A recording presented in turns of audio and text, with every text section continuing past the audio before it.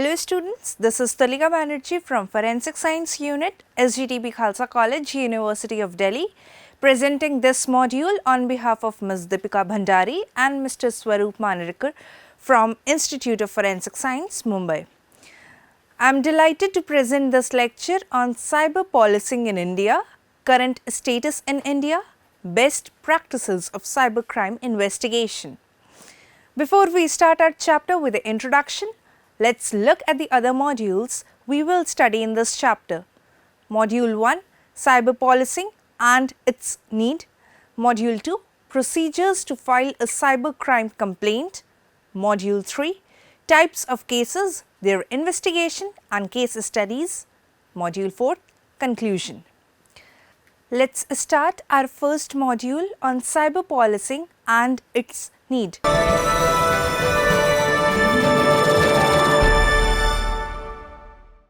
Since 1990, India started with digital revolution and thus all sectors are shifting on digital platform to do tasks fast and easy. First, an independent computer was used to store and process the data. After that, there was a concept of computer network and client server, meaning hereby that there are many computers which are interconnected for storing and processing the data. Few computers are exclusively for storing the data and provide only service to another computer. This makes the work of organization fast and more reliable and location independent. Example for this is core banking facility where customer can perform branch independent transaction. Web was a biggest revolution. Organizations were able to create an interface for all stakeholders. For example, people can interact with banks, airlines from their own computer and from anywhere.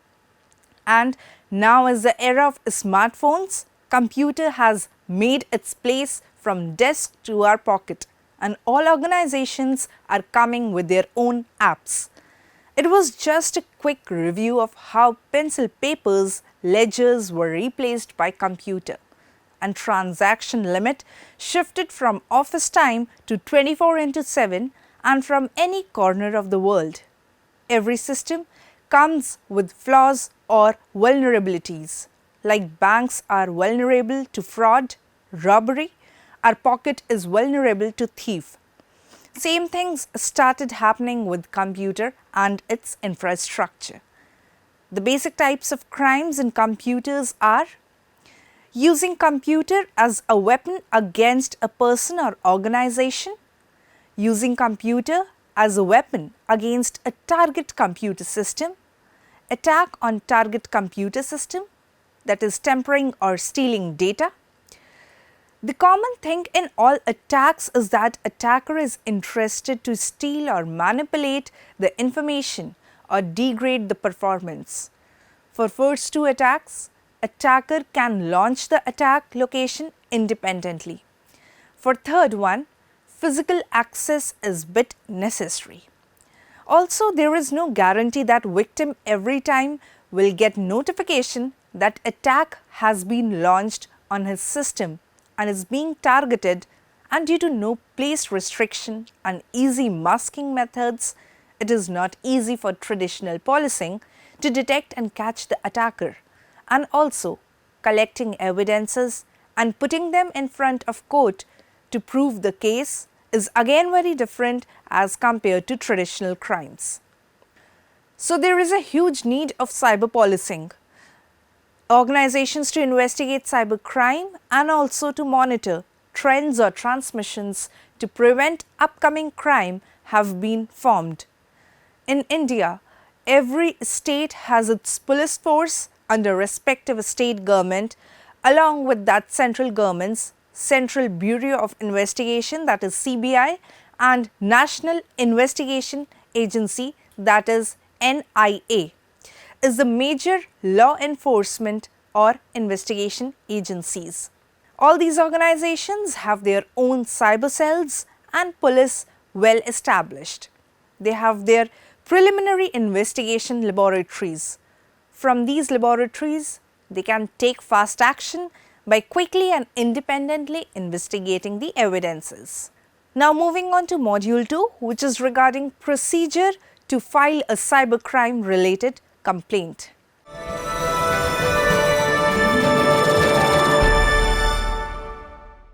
People need to register a complaint with the nearby police station. Then the police will hand over the case to the cyber police station. Else, people can directly visit cyber police station to register the complaint. Victim needs to submit the application letter to the head to the cyber police station. Also, victim needs to submit some supportive documents. In case of system is attacked, then server logs, access control list needs to be submitted. In case of defamation, a screenshot should be submitted, that is hard and soft copies both.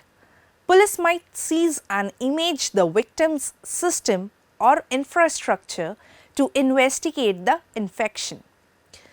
Even if social media or email account is hacked, then this should be reported to police as well as the support staff of provider to avoid the misuse of the account.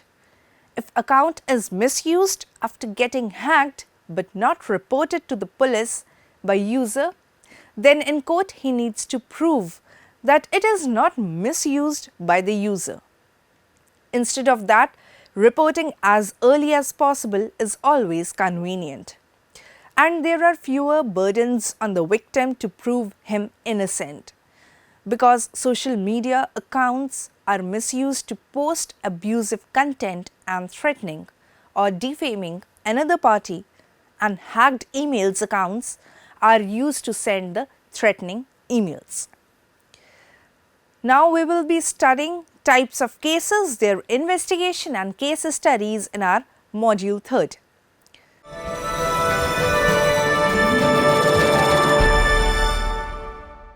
First of all is fake website. Websites are becoming preliminary source of information and contact.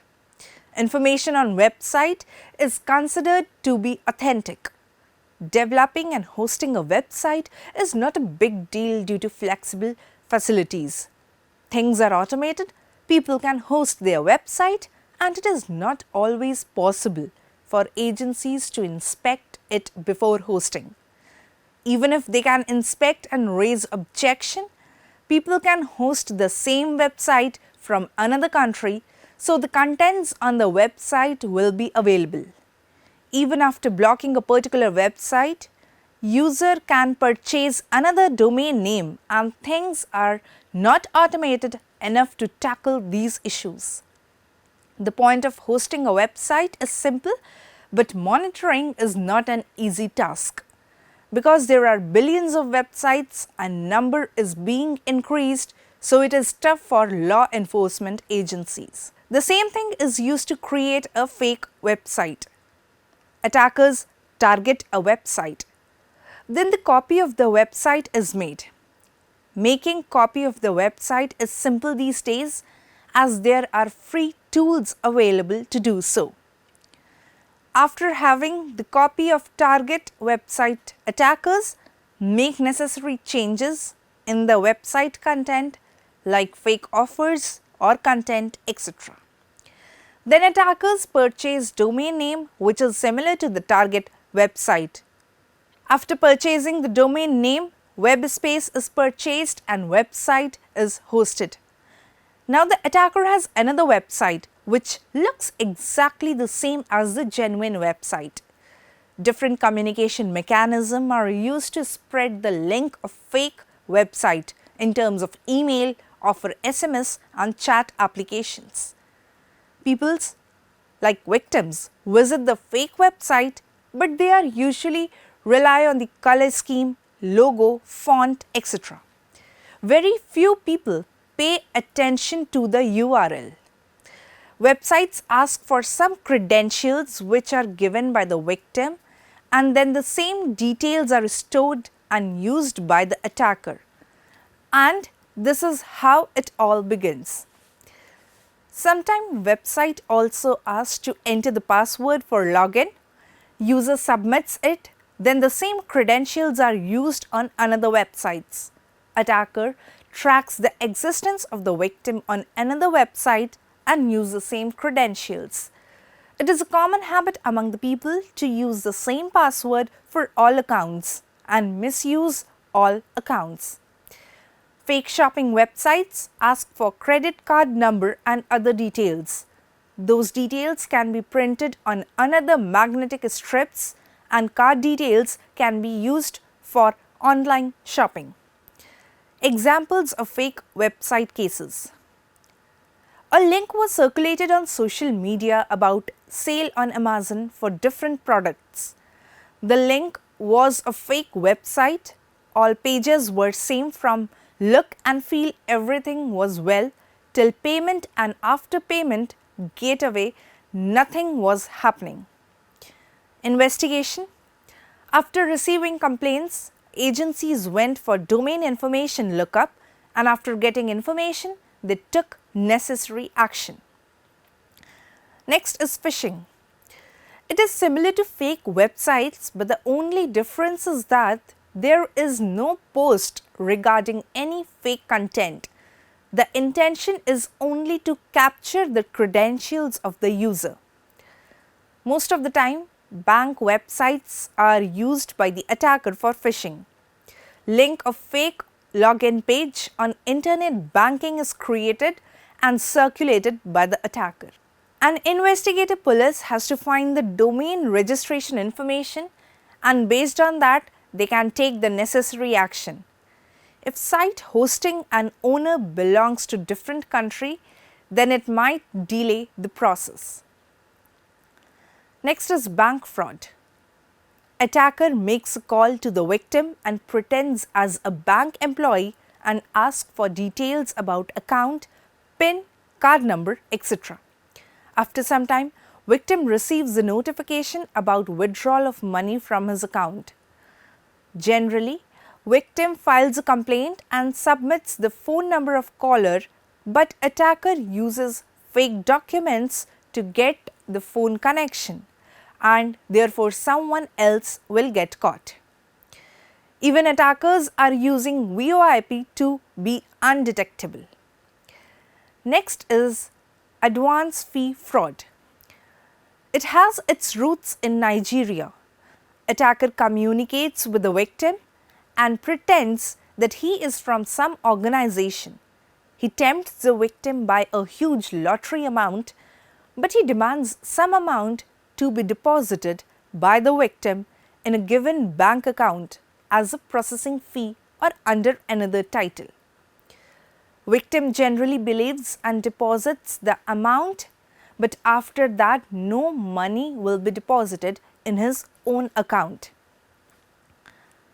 Police generally uses the account details given to the victim and the phone call or email, but attacker generally uses an account with the fake details, or they just close the account after taking all the cash. Another racket was active in India to collect the personal documents of the people and misuse them to open fraudulent accounts, buying SIM card and use them to commit crimes. The similar example to this is one matrimonial fraud. A person approached to a girl working in IT company with a matrimonial website, and he pretended to have a very high profile. After positive communication, he told her that he has sent a very costly gift to her and she has to pick it from the custom officers. Then other person approached the girl pretending to be a custom officer and told her that the parcel has arrived for her. Also, he told to deposit some amount as a government fees. After depositing the amount, the custom officer and the earlier person both became unreachable. Websites are available and anyone can create a fake account and start approaching people. Attacker doesn't have to work so hard because things are available on the internet, and this is a major reason behind rapid growth of these crimes. Next are the malicious agents. This crime is against information, computers or network. Special software have been created to do so. This software is called as malicious software or malware. They attack on computer infrastructure and starts spreading. After infecting, they start spying the activities. Like monitoring keystrokes and saved files, the data is transmitted to their owner server, and this results in the beginning of further attacks. Attacker launches this attack to sniff the passwords or data stored in files, to break trade secrets of opponent company, etc. Tracing the software is not so easy. Malwares made for spying don't affect working of that machine or network. They only collect the data and send to their own server. So detection is difficult. There is need to check network, system log process status, etc. Then only IT people can detect the infection of the malware. After detection, company has to file a complaint and submit the infected computer to the investigation team. Retrieving malware and study after retrieval is little complicated. Investigator has to find out the nature of the malware and its communication, and based on what they find, that is, who had installed the malware by accident or intention, since when it is spying the computers, did it infect other computers, and location of the spy server. We already have discussed the limitations of investigation process. Same limitations are applicable if attacker and his server are located in another country with no friendly ties. Next we have over here is the digital piracy. This means illegal copy and use of digital media, software, documents such as e-books, etc. Now we shall discuss about each of them in detail. First of all, it is movie piracy. This is the biggest challenge before the entertainment companies. Sometimes an upcoming movie gets leaked and circulated. It hampers number of customers coming to theatre to watch that movie. The copy is circulated and uploaded on internet. People even watch the movie on their smartphones and share copy with others by using sharing software. Second, software. Once software gets released, the group of cracker starts cracking it. They crack the software by either disabling authentication module or they create a key generally for that software. The well-known example is Windows 7, which were cracked by some group of hackers. Microsoft declared their operating system unbreakable, but it was cracked by one hacker group. They follow same strategy to crack the software and upload it on the internet. Once cracked is available, people don't go for the genuine version because crack version is free of cost. This may lead to vulnerabilities because cracker can assemble malware inside the cracked software and it may infect the system of the user. Next are documents. People leak original digital copy of the documents, or when it comes in paper format, they can scan it and share it. Even photocopy of the copyrighted book is a crime. A case study. www.songs.pk is a well-known site for songs and it is registered in Lahore city in Pakistan. It is declared as a dangerous site. It might inject malware in the visitor's computer or device. The downloaded content might contain malware too. As in the report, http://www.siteadvisor.com/sites/songs.pk. Moving on to our third module, which is regarding the current status of cyber crimes in India.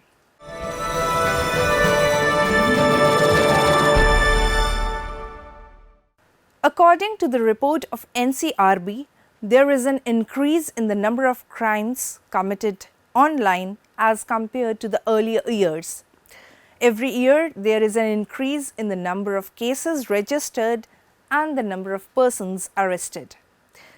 The table given on your screen shows the various types of crimes that are committed under the IT Act during the year 2013 to 2015. This table is as shown on your screen. Got it. Module 4 Conclusion.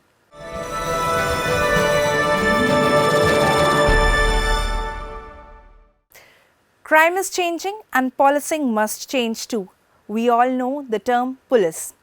They are empowered by the government to maintain law and order. Their duty is to prevent crime and investigate the crime. Means they are responsible to investigate the crime which is committed. They also need to prove it before the court of law. They also need to take some preventive measures so as to prevent crimes. The police of the various cities have to initiate noteworthy measures to combat computer crimes. The abuses of ICTs is on the rise, and with so many educational and industrial developments going on, it is the need of the hour to develop a more proactive safety measure to check the peril. Since the victims as well as the offenders of cybercrime are mainly the younger generation, it is important that they should be adequately sensitized about the legal directions against cybercrime. The recent years in India has seen a tremendous increase in the number of cybercrimes. Thus, cyber policing has become the need of our society. Dear students, this is the end of our conclusion in which we have recapitulated our chapter on cyber policing in India, current status in India, best practices of cyber crime investigation. I hope you all have enjoyed this lecture and gained valuable knowledge. I hope you all have understood the underlying concepts of this chapter. Do keep in mind what we discussed today. I'll be back with one more lecture in this series.